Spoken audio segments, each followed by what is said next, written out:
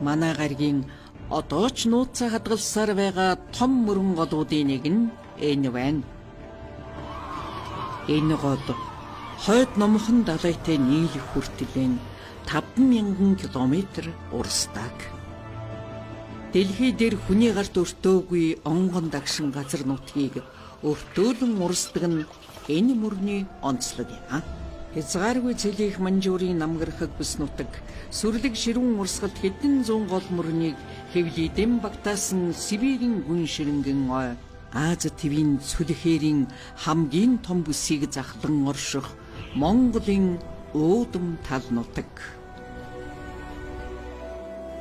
Энэхүү мөрний ундраг нь 2 голоос их авч урсдаг юм.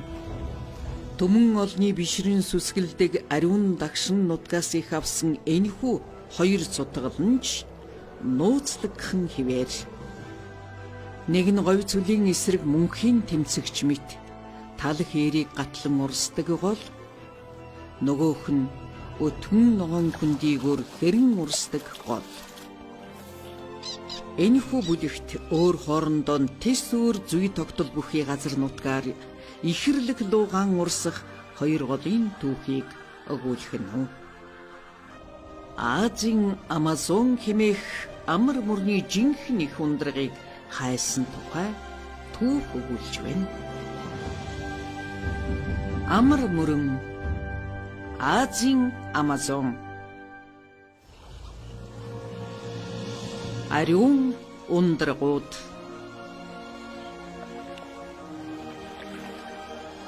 Орос хятадын хилийн дагуу амар мөрөн 2,000 км урсан өнгөрдөг.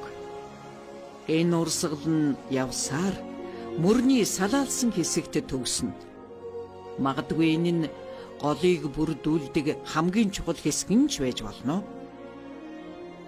Амар мөрөнд баруун талаас цутгах 2 гол бол түүний дээд салаа их хүүд болох Шилка болон аргун хэмээдэг эртний ширэнгэн ой дундуур урсах хооронд нь ялгахын аргагүй ихэрлсэн голууд юм. Сибирийн тайг болон Орос, Хятад, Монгол 3 улсын нутгийг эдгээр голын эрг төрж орсон байдаг. Яг энэ хэсэгт дээрх 3 улсын хилийн заагийг хайгаад ч болохгүй. Яагад гэвэл энэ ширэнгэн ой шугын дэлхий дээр хүний гарт өртөөгүй унган төрхөөрөө байгаатай холбоотой юм а. Шилка болон аргун голуудын эрг дагуу хамтад зэрлэг аратны гол идэж тижэл болдог. Тухайлбал голын адаг дагуу амьдардаг зэрлэг гахайл гэхэд амрын барын идэж хоолны нэг юм а. Энэ ой шугыг харин чон эзэгнэн ангуучилж байдаг.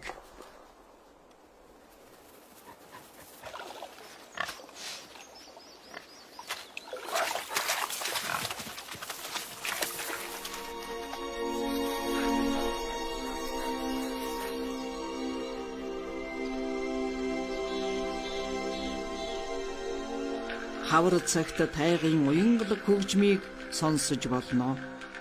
Нуургийн эрэгчин сойрн орооныхон үед эмэгчний урин дуудаж байгаа нь ийхүү сонсогдно. Өөрийн хүчээр тэмцэж олж авсан эзэмшил нутагта эмэгчний өөртөө татахын төлөө өөрмөц дуу аваа гарган урин дууддаг байна.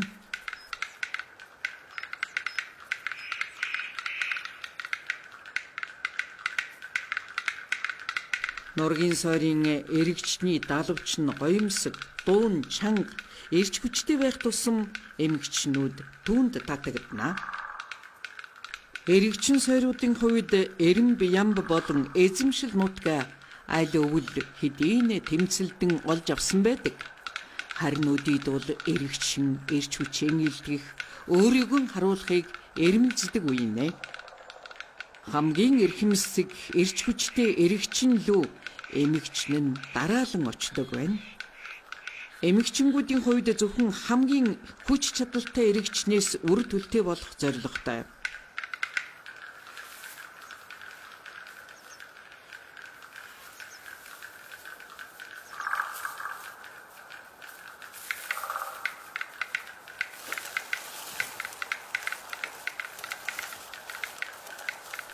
Иймээс л эмэгчингүүд төвчээртэйгээр дараалан хүлээж байдаг.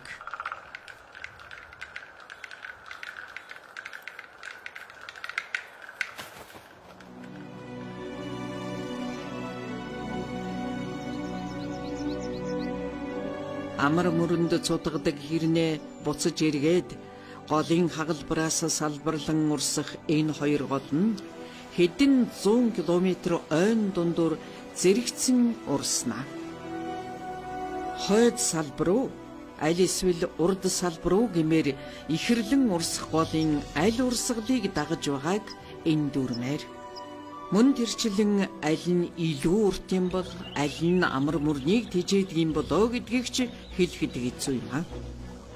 Амар мөрний 400 гаруй километр урсгал бүхий номхон далайн сутгал хэсэг газарт хангалттай чийг хоригдлогдох үйл хуйлрах тул ойн өтгөн шигүү байдаг. Гэхдээ ой шугуйн урд сугаараа харьцангуй сэрэг. Ингээд хоёр ихэр сутгал гол буцаж иргэн өөр зүгээс урсан дахин нийлнэ. Ингэхдээ байгаль газар зүйн харилцсан адилгүй тогтцтой бүс нутгаар дамжин урсдаг юм. Монголын нутгаар урсах өмнө талын дээд цутгаланг хэрлэнгийн. Хэрлэн гол тал хээрээр урсдаг. Тэртээ тал хээрийн алсаас тэнгэрийн хаяа цэлийн харагдана. Монголын хээр тал нь дэлхийн хамгийн өргөн удам бэлчээр нутаг. Өмнө талаараа говь нутагтай хиллэнэ. Хуурай хээр талаар энэ том гол хэрхэн урсдаг бол? Энэ бол Азийн Серенгети баймаар сайхан нутаг юм аа. Хэрлэн гол урсан өнгөрч байгаа тал хээрийн нутгаар цагаан зэрийн сүрэг хэдэн 10 саяараа идээшлэн нүүдэл сэлгэдэг юм. Зэрийн нэг сүргийн тоо толгой гэхэд л хэдэн 10,000-аар тоологддог. Өвөлж өгөө орхисонд бол тэднийг тогтоох юу ч байдаггүй. Зэрийн сүрэг хаашаа нүүдэлнэ вэ?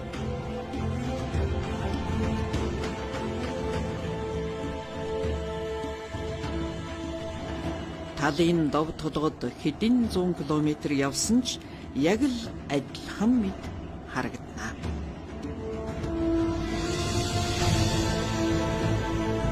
Жилийн жил хэдийгээр яг тогтсон цэгт яг ижил замаар нүүдэлэхгүй хэдий ч цагаан зэрийн сүрэгт тодорхой зорилго байдаг юм.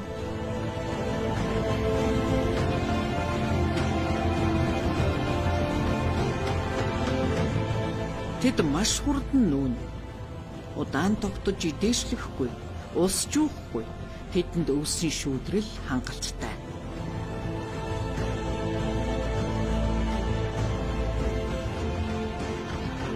Эднийг сайн ажиглавал ихэнх шарагчин хээлтэй байна. Дараагийн нэг л өглөө сүрэг тогтуун болжээ. Энэ нь тэд зорьсон газраа ирсэн гэсэн үг. Энэ нутгийн нүүдэлчт нь зөвхөн цагаан зээр гэвэл бас бишээ. Хэдэн мянган жилийн турш Монгол малчид зах хязгааргүй мэт үргэлжлэх үүдэн талнуудгаараа нүүдэллэн амьдарч иржээ. Өвсний сорготыг хайн идээшлэх мал аж ахуйн тэдний амжиргааны цорын ганц эхүүсүр болдог байна. Цагаан зэрийн сүргийн нүүдлийг бодвол нүүдэлчин малчид мал сүргийнхээ нэгэн адил ус бараадан амьдардаг. Монголын өргөн удам талнуудгаар хатуу хужилттай зам бараг байхгүй. Харин ард түмэн нь үнэхээр нүүдэлж билээ. Тэдний газар нутг нь энэ ард түмний нүүдлийн соёл зан заншлаа уламжлан авч явахад нь явд сав тохирсон гэмээр орчин байдаг. Өнөөдөр ч гэсэн монголчуудын цөөнгүй хэсэг нь хотын суурин амьдралыг биш. Хамгийн гол нь эрхэд ураараа нүүдэлж болдог амьдралын хэв шинжээ хадгалсаар байна. Тунгадаг ус голын ойролцоо нүүдэлчин малчин хүн гэрэм барьдаг. Мал идээшж тарга твэрийг авч чадах сэрмүүн сайхан бэлчээр газар. Гэр барьж буухад тохиромжтой сайн нутаг олсон л бол ганц хоёрхан цагийн дотор өргөх цагаан эсгий гэрээ барина. Олон мянган жилийн турш Монгол гэрийн загвар хийц сайжирсаар өнөөгийн хамгийн тохиромжтой хэлбэртэй болсон нь энэ юм а.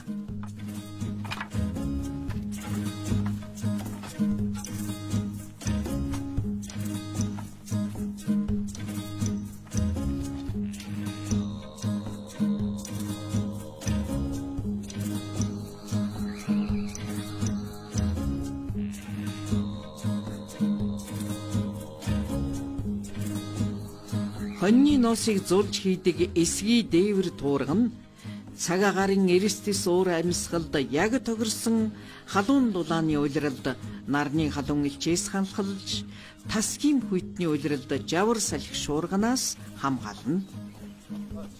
Нүүдлийн мал аж ахуйд өргөн удам бэлчээр нутаг хэрэгтэй. Энэ нутаг мал амтны бэлчээрээр баян. Монгол орны нийт нутаг дэвсгэрийг Герман улстай харьцуулахад 5 дахин томч гэлээ. Германчуудаас дари 20 дахин цөөн хүн ам тархан суурьшдаг юм. Эзэн богд Чингис хааны амьдарч байсан 800 гаруй жилийн өмнө ийм л байсан болов гэмээр байгалийн унган төрхө тэрл хэвээрээ хадгалагдсан үлдэжээ.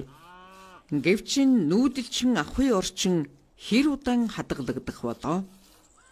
Энэхүү хэрлэн голын өргөн удам хөндийд бие биетэйгийн нүүр дулан уулзах газар цөөхөн.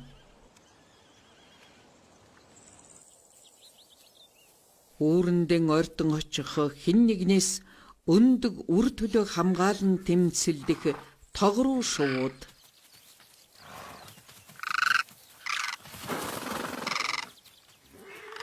Энэ голын хөндийд ойролцоогоор 100 метр тутамд тогрууны үүр таарна.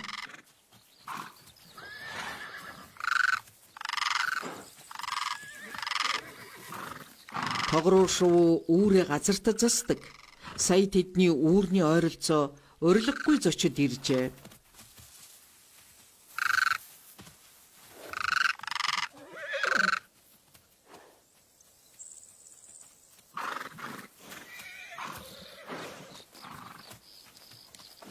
Эцэст нь адуун сүрг холдлоо. Альва амтны үр төлгөдөг эцэг ихтэн үнэт эрдэнэ билээ. Энтхийн зум богино. Тогруу жилд нэг л удаа өндөглөнө.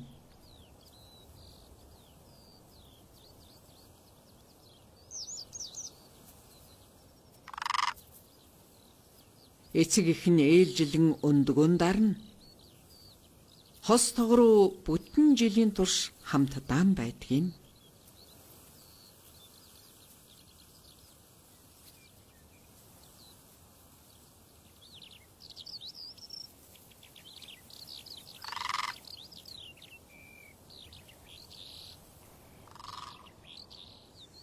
Тал хэрийг анх харахад эзэнгүй мэт санагдана. Гэвч энд маш олон хөршүүд бий. Хэдхэн сарын өмнө үрнээсэн гарах чадлагүй байсан мөндөл өнөөдөр ойр орчинтойгоо танилцах үйс хангалттай том болжээ.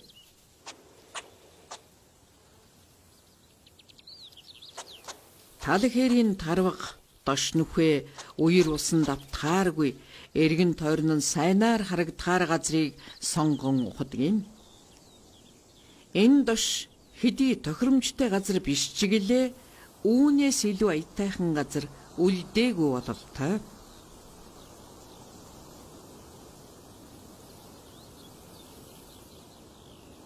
Өндөр ургасан өвс дэрэс саяхан шинээр төрсөн олон мянган янзгнуудын хувьд бусдад анзаарагдахгүй байхад нь тэдний цорын ганц хамгаалалт болдог юм. Их шаргч нь тэднийг бүхэл өдөржин ганцаарангийн үлдээн. Бяцхан янзгнуудыг хөлд орж дүүлэх мэт гараж дахиж сурах хүртэл хэсгийн хугацааг тэд энд тайван өнгөрөөнө. Эхн янзгаа өдөрт нэг л удаа хөхүүлнэ.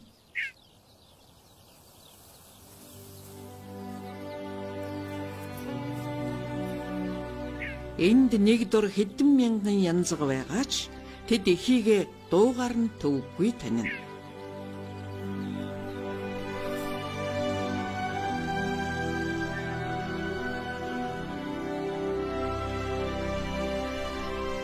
Мөндлүүд байнга хийхэн дэргэд байдаг.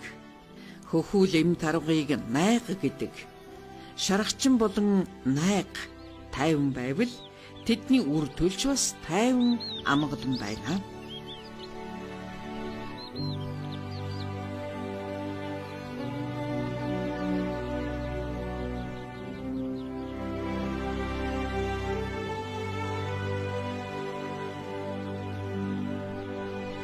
Энэ нутаг бол дэлхий дээрх амар тайван газруудын нэг. Тиймээс шаргачингууд энд янзгаа төрүүлж, янзгаа сүргээсээ хоцролгүй дагдаг болмогц нь их нүүдлэн цааш үргэлжлүүлнэ. Эдгээр янзгнуудын хувьд амьдралынх нь анхны аялал болдгийм.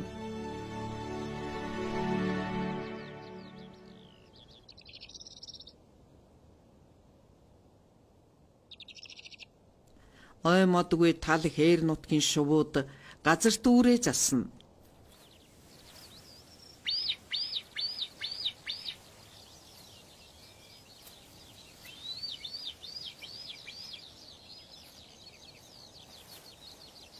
Талын бүргэдийн үүрэнд 3 ангаахай байх нь тухайн жилийн үнэтэй байсныг илтгэнэ.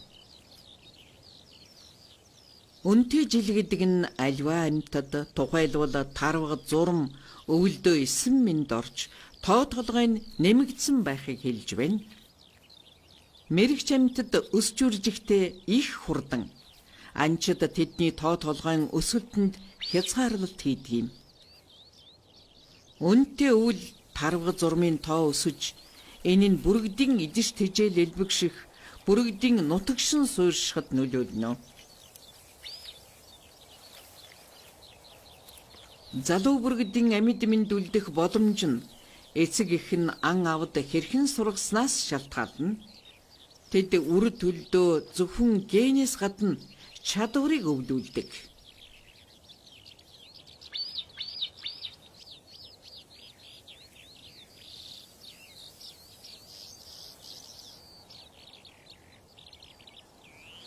Тарвагны хувьд бас л ялгаагүй. Эцэг эхийнхэн амьдралын туршлагыг өвлөн авна. Борх залуу тарвагуудад хаан нүхээ ухад тохиромжтойг зааж сургадаг юм. Тарваг зургамны дош нүхнийх нь гүн болон урт нь аюулгүй байдлын баталгаа болж өгнө. Эми тарваг нэг дор 4 мөндлөг гаргадаг болохоор эхийн хувьд амаргүй. Хэдэн 7 хоногийн турш их хэмжээний сүү боловсруулах хэрэгтэй болдог. Үүний тулд төдий хэмжээгээр идэж хоолтой байх шаардлагатай.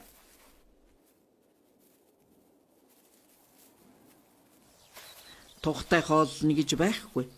Тарваг зурм цаг ямагт тэнгэр өөд гарч болгоомж сэрэмж алдахгүй хичээнэ.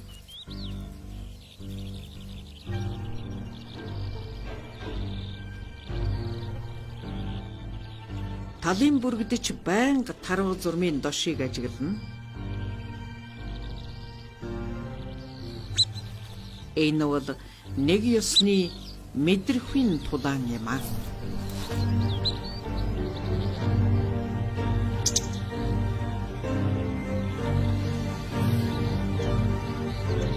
Дошноос хэр их холдно, эрсдэл төдий хэрээр нэмэгдэнэ.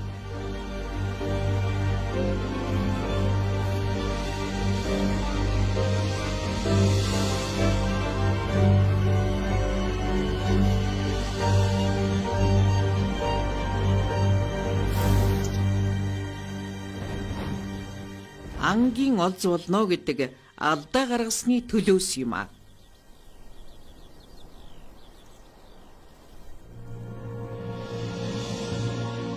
Амар мөрний цутгал болох хэрлэн голын ус байнгын өөрчлөлтөд оршино. Үерийн усны хүчтэй урсгалд хөрс урсаж, бусад хэн нэгний амьдрах шинэ орчныг бий болгож байдаг. Голын эргэн элс хөрсийг хөндийлэн мянган хараацайнууд өөрийн засч хана.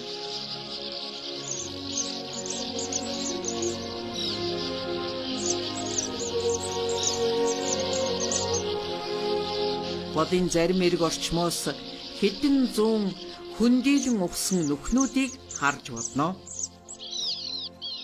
Голын эргийн нарийн ширхэгтэй элсэрхэг хөрс шуудын үүр оромжны сайн материал болдог. Зөөлөн шавардаг учир үүрээ засахад нэн тохиромжтой, хангалттай бат бөх сууц болдог байна.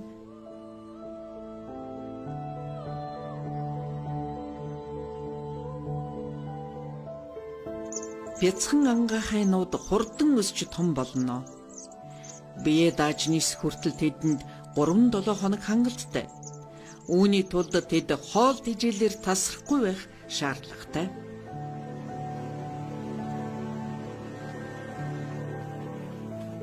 Голын өргөн удам хүндийд мал сүрэг таваарам бэлчээрлэнэ.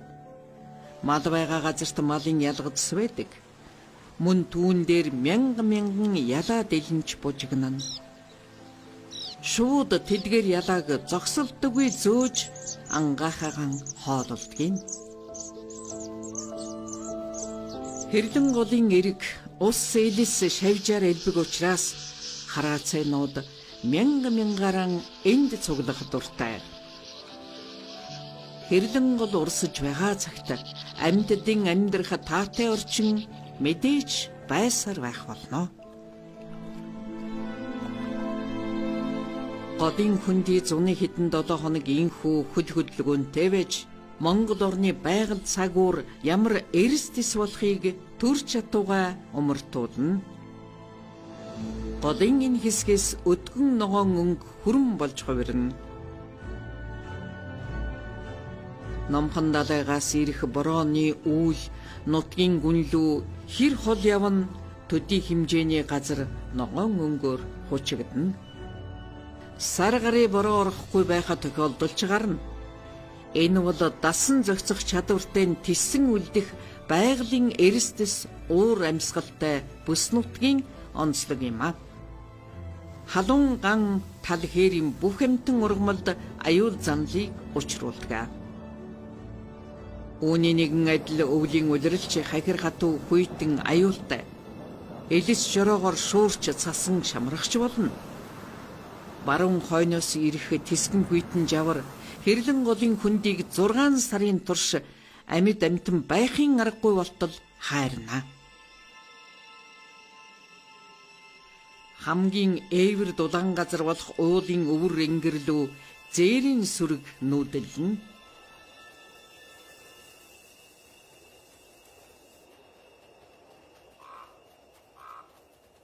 Янзгнууд нь өсч томрон нас бий гүйцсэн зээрнээс дутгааргүй болжээ.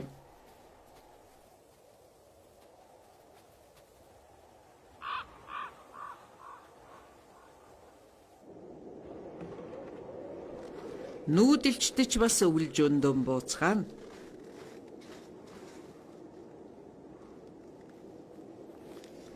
Малчид зуны улиралд мал сүргээ айл өвсний соргог сайхан газраар чөлөөтэй бэлчээдэг бод. Өвлийн цагт цасан шуурганаас болгоомжилж өвлжөөнөөсөө холгүй бэлчээн.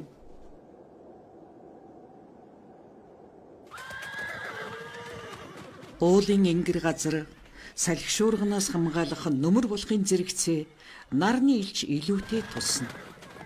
Хүчтэй цасан шуурга тал газарт байгаа сүргийг бүхэлд нь сүйт хийх аюултай. Салхи намдсан дор малчид мал сүргээ хурааж цуглуулна. Цасан шуурганы аюулыг давсан хэдий ч өөр нэгэн аюул бас бий.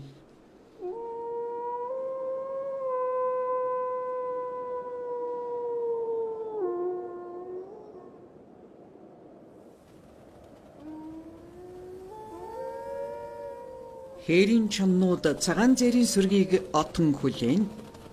Хар тасч бас зээрийн сүргийн төлөө энд байж байна. Чоннууд цагаан зээрийн сүрэг хар тас. Гурван талаас бие биенээ нүд салгалгүй ажиглана.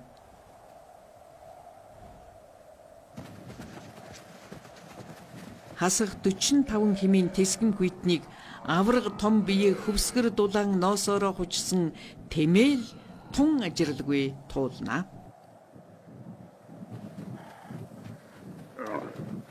Удахгүй тэнгэр муухарч шуурга шуурхийг мэдээд тэд бие биедэн ойртон хурна.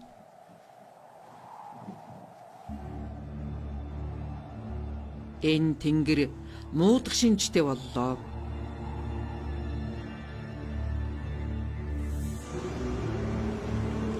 Мөсний талстууд шилний хагархай шиг хурц ирмэхтэй цасны ширхгүүд хөл дор шуурч байгаа үед ямар ч байсан амьсгалах боломжтой.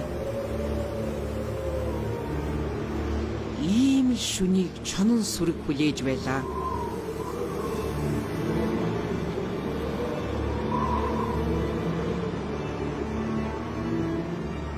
Шуурга улам ширүүсч үзэгдэх орчин хязгаарлагдж байна.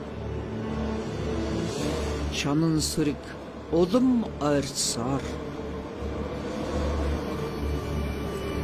Цагаан зээрийн сүрэг аюул ойрхон ирснийг мэдэрч байна. Сочсон зээрүүд хандсан зүгрүүгэн хуйлрна.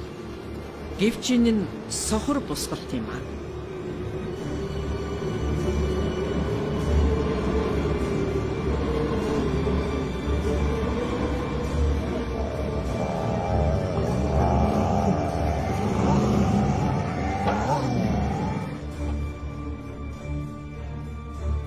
Үүр цайхад чоннууд явсан байна.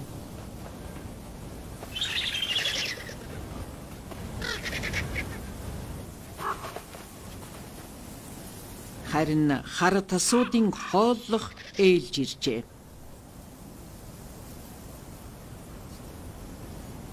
Хар тас дэлхийн том биетэй шуудын тоонд багтана. Энэ хээр талд жилийн тэн хагасыг өнгөрөөхтөө хүйтэн хөлдөө сэг зэмээр хоололдог.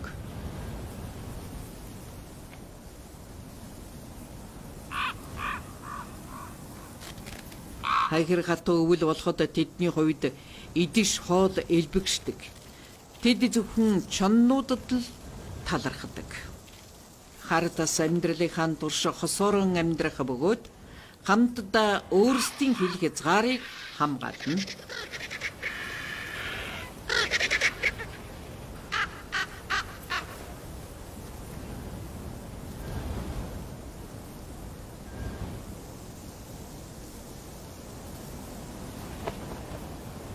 Бүтэн 6 сарын турш гол ус хөлдөх бөгөөд говийнхтай адил хуурай агаартай болно.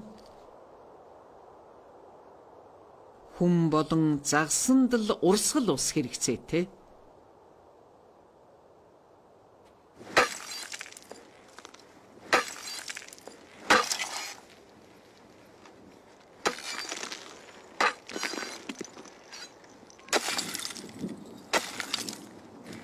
Салхи шуургагүй өвлийн нарлаг өдөр малчин өрөх голоос мүс ачиж гисгээж ундны усаа залгуулдаг юм.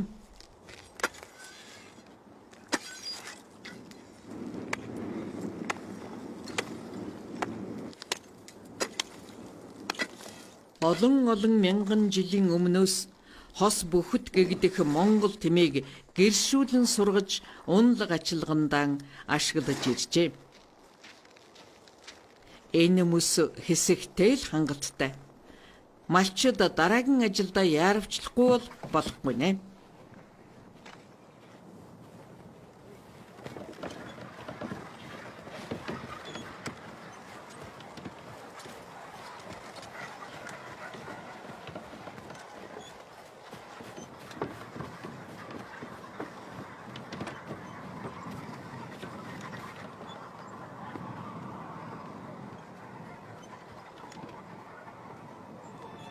Монголын тал хээрийн уур амьсгал Эрстэс ширүүн жилийн 2 улиралтай ч гэж хэлж болно. Улирлын шилжилт нь маш хурдан.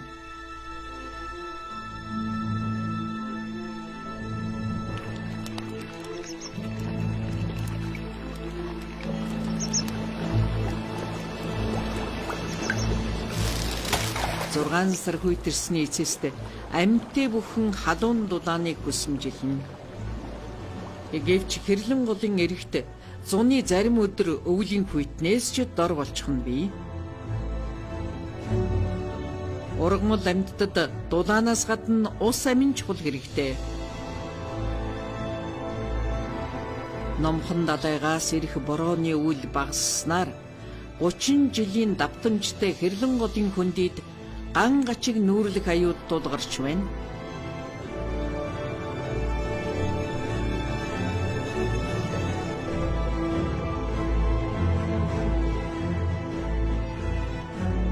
Жил ирэх бүр хит халалт нэмэгдэж түүний улмаас хэрлэн голын ус багассаар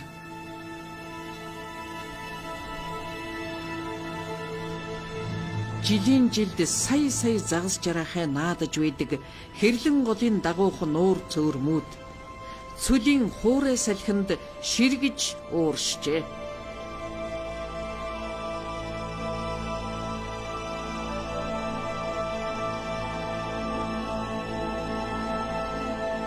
Хэрв цүлжилт тал хэрийн бүс рүү хурдцтай тэлэх юм бол хужиртай хуурай сайрал үлдэж тэнд ус байсныг гэрчлэх болно.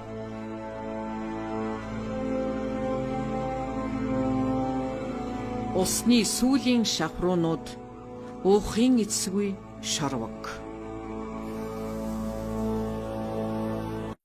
Өглөөд усны мандалд манан татдаг байсан газраас одоо давсархаг шороод үлдэж салхинд хийсч хуйлрна.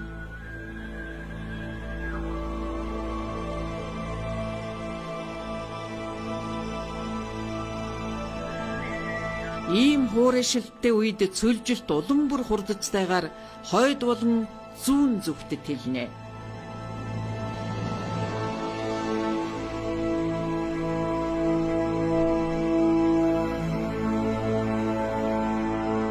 Хэрлэн гол амар мөрний цудгалуудаас хамгийн урт замыг туулдаг бөгөөд хээр талд шурган тасарчээ. Амар мөрний өөр нэг цудгал нь хэрлэн голын ихэр болох Монгол нутгийн хойгуур урсдаг онон гол юм. Онон гол нь хэрлэн голоос богино боловч илүү ундраг сайтай.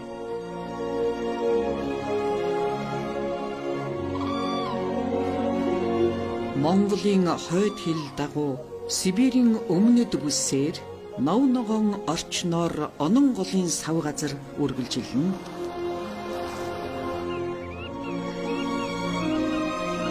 Уур амьсгалын өөрчлөлтийн улмаас хэрлэн голын ус багасхад тэнд амьдардаг олон амьд биетүүд тухайлбал хоёр нутагтан загас жарайхайнууд голын урсгалаар дамжин онон голд очно. Гантай жилд гахуун, галуу, нугас, хараацай, хүүхэд эглий, нарийн хязат зэрэг шувууд энд зусах нь өмнөдөөс илүү тухтай байдгийн гэрч юм аа.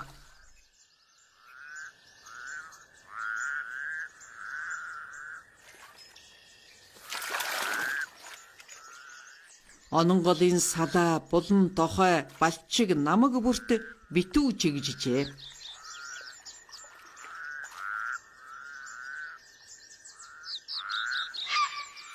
Усны халиуч бас энэ намгархаг усанд амьдрах дуртай.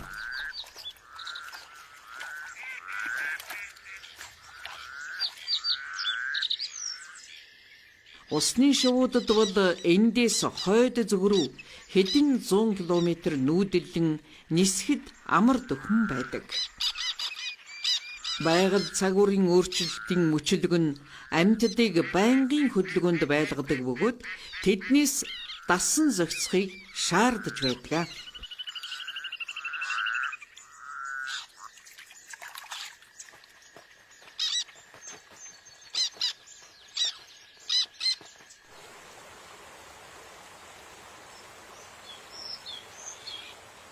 Онон голын ихэнх хэсэг Оросын холбооны улсын нутгаар дайрчулсан.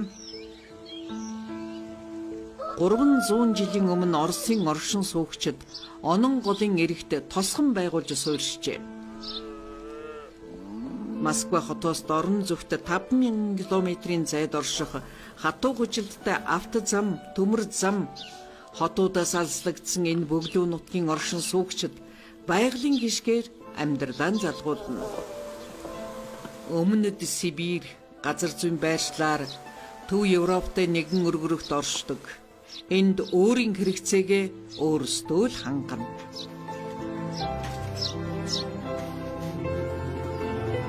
Тансаг хэрэгцээ шаардлага гэж бараг байхгүй.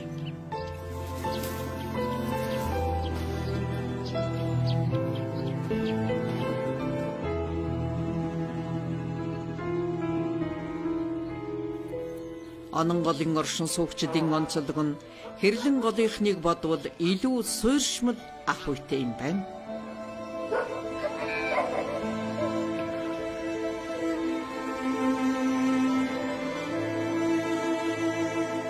Транссибирийн төмөр зам тавигдахаас өмнө 200-ны турш завь хөлөглөн энэ голоор номхон далайд хүрдэг Хаант Орос улсын алс дорнодын цорын ганц усан зам байжээ.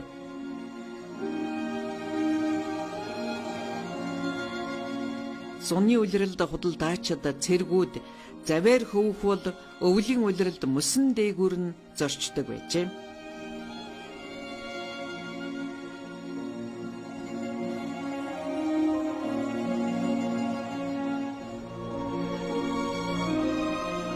Холын тээврийн харилцаа усан дээгүүр байдаг бол усан доогуурч бас харилцаа байдаг юм байна. Амар мөрний дунд хэсгээс их хүртэл хэдэн мянган километр замыг дамнан туулж загас төрсөө шахахаар өгсөн. Онон голын тунгалаг хүйтэн ус нь хүчил төрөгчөөр баялаг бөгөөд голын жижиг нарийн ширхэгтэй хайрган загас төрсөө шахахад тохиромжтой нөхцөлийг бүрдүүлнэ. Энд тул загас жирж төрсөө шахна. Энэхүү хулдын төрлийн загас 1.5 метр урт 40 хүртэл килограмм жин татах нь цөөнгүй байдаг. Энд нэг тул загас тохиромжтой газар годоод тэрхүү орчноо цэвэрлэж байна.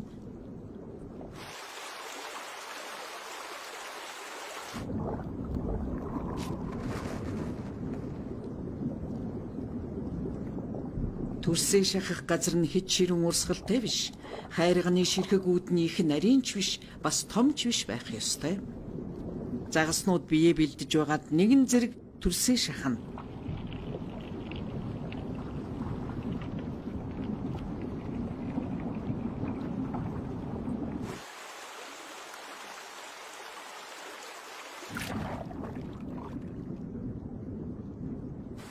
Голын хайрга усан дотор чухал үүрэгтэй байдаг шиг онон голын эрэгтч бас чухал үүрэгтэй. Голын их ямар байх нь голын чанарт чухал нөлөөтэй. Өөрөөр хэлбэл их нь булангартай бол адг нь булангартай гэж үг байдаг. Нарийн хязатыг чулууны шувуу гэж нэрлэж бодно. Тэрээр голын эргэн чулуун дунд амьдрна. Түүний өнгөн чулуун дундаас ялгарахгүй. Тэндээс л мөн хоол хижээлээ олж идэнэ. Оронгийн бор шууны ангахынууд хөдөлгөөн орсон цагаас өөрсдөө идэж хижээлээ хайж эхэлдэг. Эцэг их нь байнга тэдний хажууд байж анхаарлаа хандуулдаг.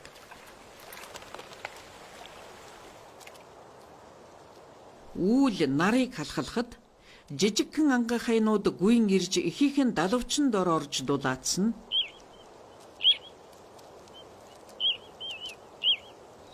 Найман хөлтэй шувуу онон голын байгалийн нэгэн гайхамшиг.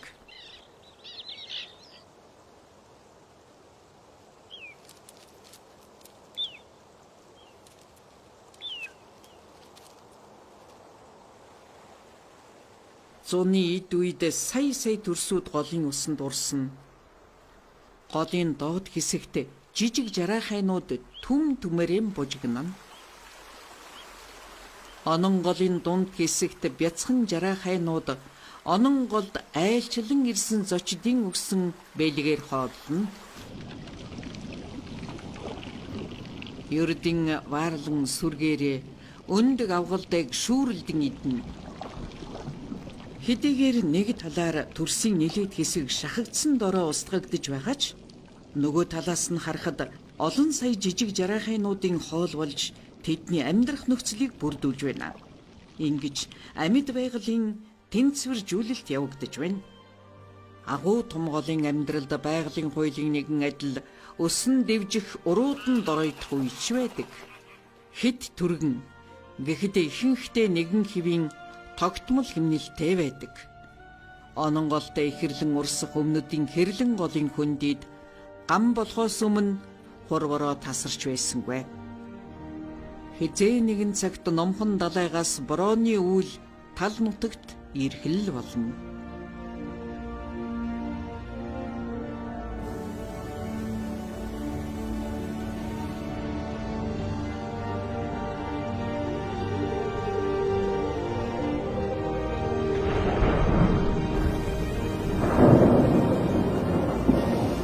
Борооны удирдлийн үүлс сая тоон усыг авчирдаг. 7 хоногийн дотор тал нутаг эргэн ногоон өнгөөр хучигдан сэргэн устай хамт амьдрал эргэн ирлээ. Мал сүрэг дахин бичээртэй боллоо.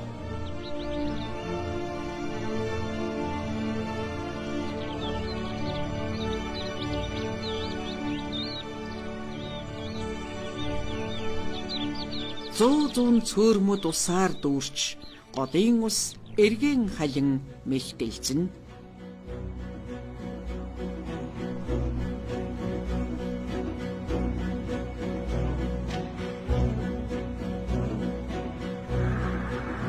Сайхан мэдээ агшин зур тархаж шуудын сүрэг усны мандлаас үүлэн дэшүргэн түн бумаараа хэрлэн голыг чиглэн айсвэ.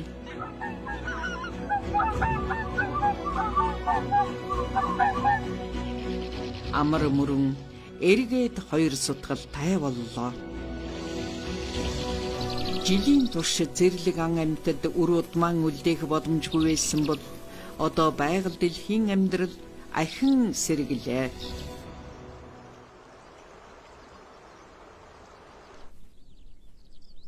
Амьтдын тоо толгой нэмэгдэж буцаад хуучин хэвэндэн орлоо.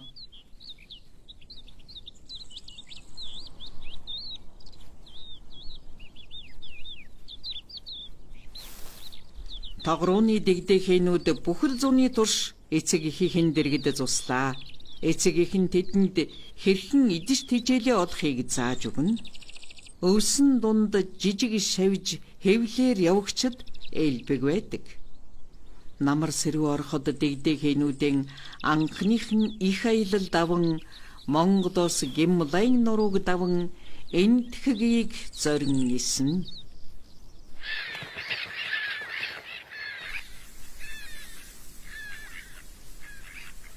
Нэгэн хэвийн уйтгартай тоост тал гэнт маш хурц тод өнгөөр гэрэлтэн.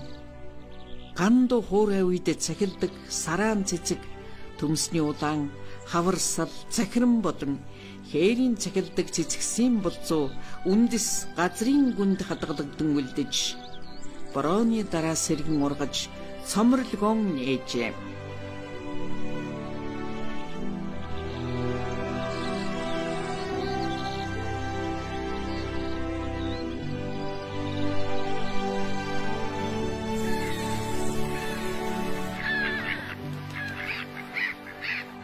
Усны шуудын нүүдэлд амар мөрний 2 сутгал чухал үүрэгтэй.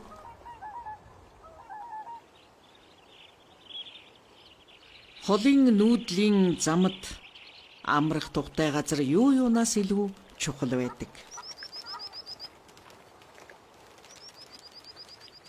Хошуу галуу өөрийн гэсэн өвөрмөц хоолтой.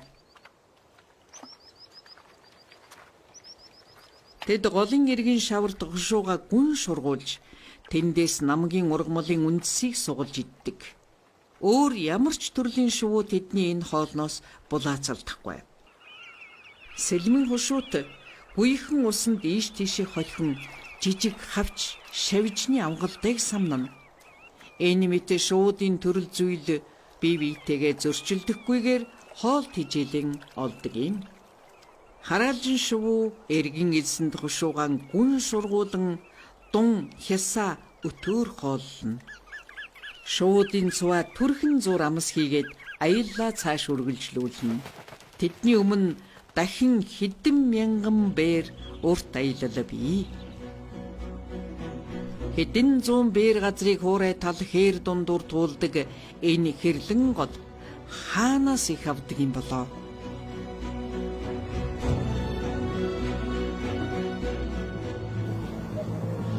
Мөн хойд биеэр урсах онон голын ундраг чухам хаана байдаг юм болоо?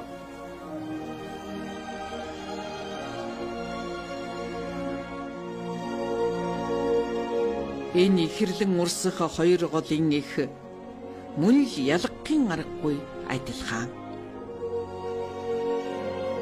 Үнэн дээр тэд нэгэн уулнаас их ам урсдаг юм. Энэ бол тэртээд орших өдгөн шигүү ой нэвтэрхийн аргагүй хүндий бүхий сүрлэг оргил юм а.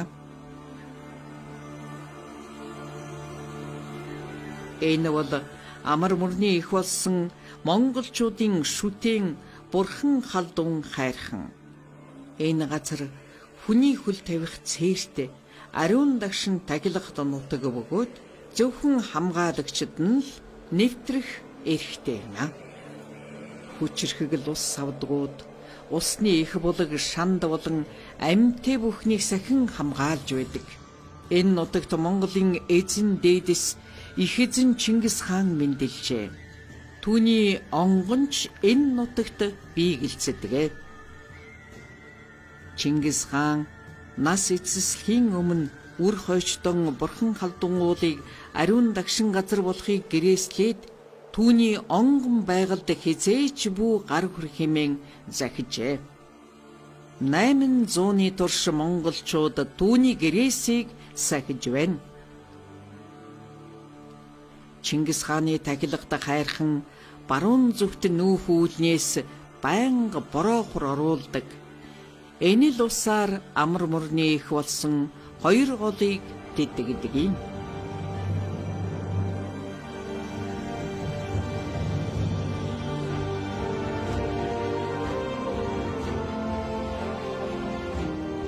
Эдгээр голууд Монголын хээр талыг Сибирийн болон Хятадын хойгуурх өдгөн ширэнгийн ойтой холбоно.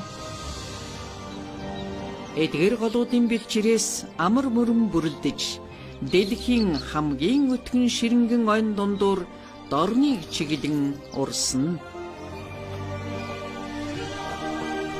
Энэ их урсгал улам нэмэгдэн хүчийг өөртөө шингээж өндөр уулас аварга том ой хүчүүдийн усыг цуглуулан амар мөрөн улам хүчрхэгжин асар их усыг хуримтлуулжээ.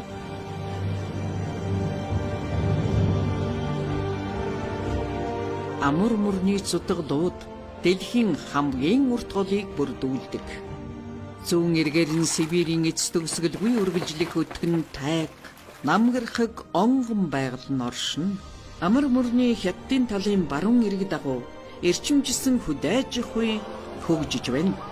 Хойд хилээс Оросын холбооны улсын алс дорнод нутаг руу мяралзан байгаа амар мөрөн хамгийн том бөгөөд намдар газрын урсгал болдог.